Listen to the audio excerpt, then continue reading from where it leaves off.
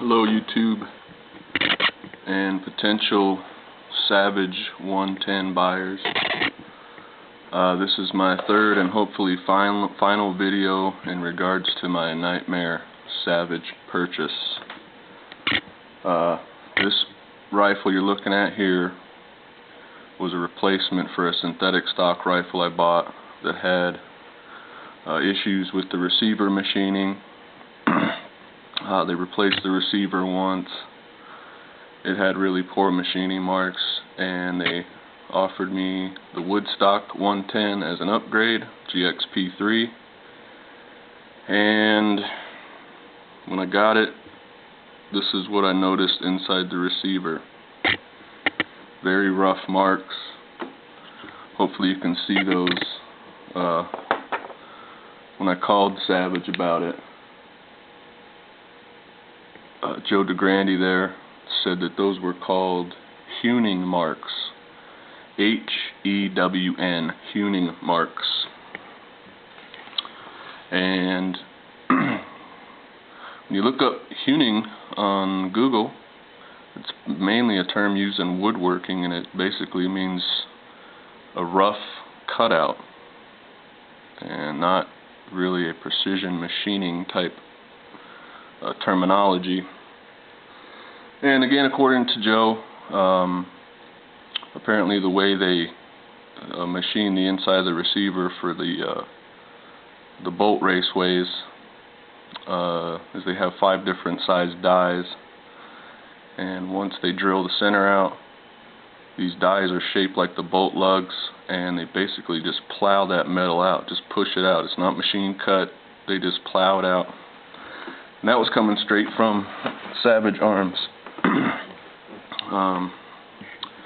According to him, that's normal production rifle. I went to 5 different Walmarts, 2 Sportsman's Warehouses, and 3 Dick's Sporting Goods. Not one of those Savage rifles had those marks in them. So I don't know if they purposely tried to send me a piece of junk or what, but again, according to him, that's normal. Another problem or issue I felt I had with this rifle was the cocking mechanism when you run the bolt in.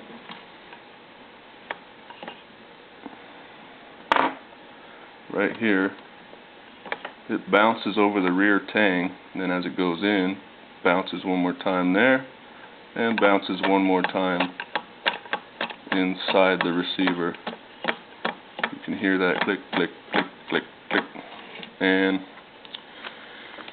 you know, I was almost willing to accept this rifle the way it was just because it's been 5 months. It's actually 5 months to the day from the original purchase of this rifle. I've barely got any use out of it. It's been in transit more than it's been in my hands. And finally, they decide to buy it back, which is great because I really don't want this thing. I don't feel happy with it. It is a nice looking rifle, however their machining is just horrible. I guess when you buy something with a floating bolt, literally it floats on air because the machining is so poor, it's ridiculous. In fact, when you have the bolt all the way out and you check it for slot back and forth, you can measure it with 1/16 of an inch. It's damn near a 1/4 inch. And some of the other rifles in similar price range, TC Venture, theirs is super tight, unbelievably tight compared to this. It's not a floating bolt design, but I'm not sure that this floating bolt design is the best. I mean, even the bolt heads, the bolt lugs here, they ride in the raceway where you see that roughness, and there's 10 thousandths clearance in there alone. Back here, with the bolt in, I can stick a 13 thousandths gauge between the bolt and the receiver, so it just seems super duper sloppy to me. And the final straw with this rifle for me was out shooting. Again, I've only shot it a couple times, and the first time my groupings were just terrible. Second time, my first group was nice, about 70 yards. I was in a 1-inch group. That's just all the range I had to work with that day. But when I got back from that, after that first grouping, they were all over the place. I get home to clean the thing. I noticed the barrel is touching the stock on one side, the fore end. And then I proceeded to move the receiver back and forth inside the stock, checked the torques on the receiver hold downs, and the rear one was not even finger tight, and it came from the factory that way. They even target shot this thing and sighted it in for me. You can see that. That's the grouping they sent me, 1.3 inch grouping. Their threshold is 1.5. As long as it shoots 1.5 MOA, it's good to them. I wish I had known that. I would have bought something that had a 1 inch MOA guarantee. But they boast a lot about their accuracy, and I fell for it, unfortunately. And they give this a code C rating. The second rifle, the repaired rifle with the new receiver that they sent me back in April, it had a 0.7 inch group at 100 yards. And by the way, they mount these things in lead sleds to shoot them, so they should be getting 1 inch MOAs, no problem. An interesting thing was that 0.7 inch MOA rifle, it only had 3 of the scope mount hold down screws holding the scope on. The third or the fourth and front screw was cross threaded and wasn't even holding the base down.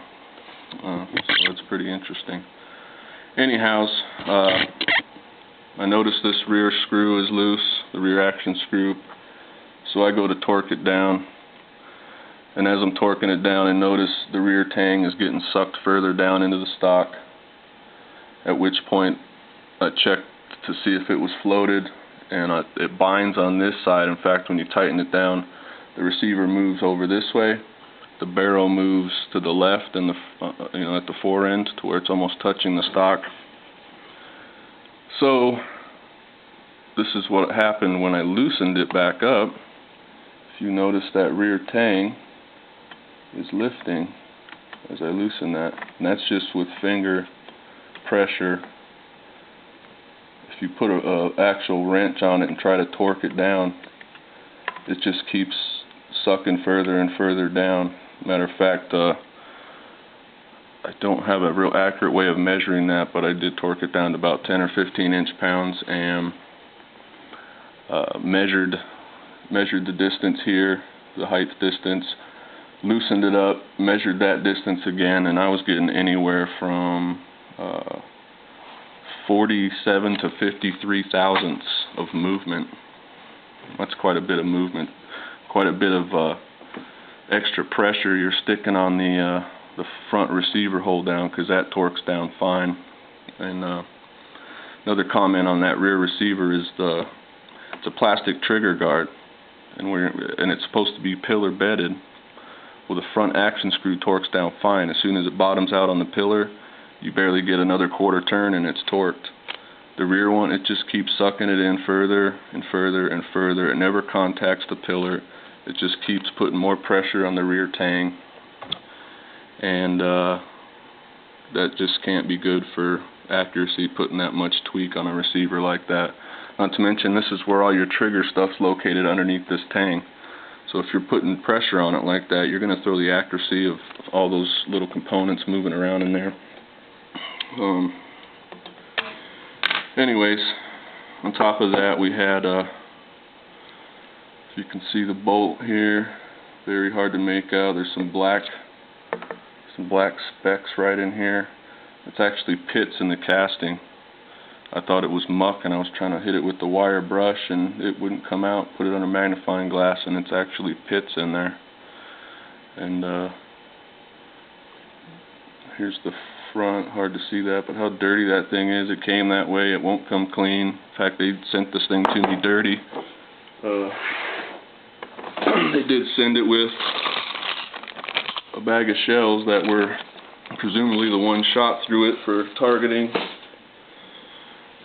This kit also came with a sling, obviously a little little better kit than the actual Walmart package kits. They don't come with slings or nothing. On top of that, there's in the scope, when you're zoomed all the way out on the first 2 powers, there's a big black fleck of paint in the eyesight, and you can't get rid of it unless you zoom all the way in. A little distracting, but I suppose not that big a deal. And also these wood ones, they don't come with a nice soft butt pad like the synthetic stock ones. I had to get a slip-on limb saver for this, and those things rock. They absolutely rock.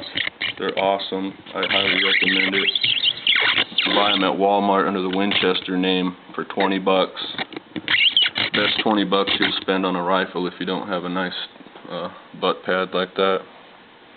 Let's see what else. I think that's about it. Again,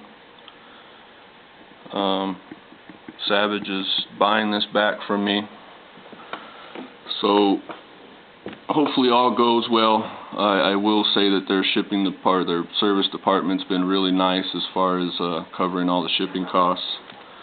I live in a rural area, and it's the closest depot I can drop a gun off at is 50 miles from my house, and they've been nice enough to pick up the tab on all the shipping. I appreciate they tried to upgrade me to a more expensive model. It's just unfortunate it didn't work out. But I'm glad they're taking it back.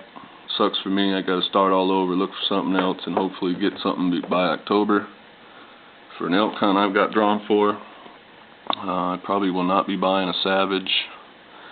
If I did, honestly, I would just buy the Access or Edge series. There's no reason to spend more money on these things than you have to, because the tolerances just aren't there, no matter how good these people say they are. They're just crudely made. Fast food firearms is what I call them. They just want to pump them out and sell them. That's all they care about. Unfortunately, there's no family pride that used to happen in manufacturers of old. They're just names now, trying to carry the name, that's all. I think that's about it. If I think of something else, I'll bring it to you. Anybody has any questions about this stuff, let me know. Be happy to share my experience with you. And hopefully I'll be doing another video on my new rifle, and it will be awesome, I hope. Peace.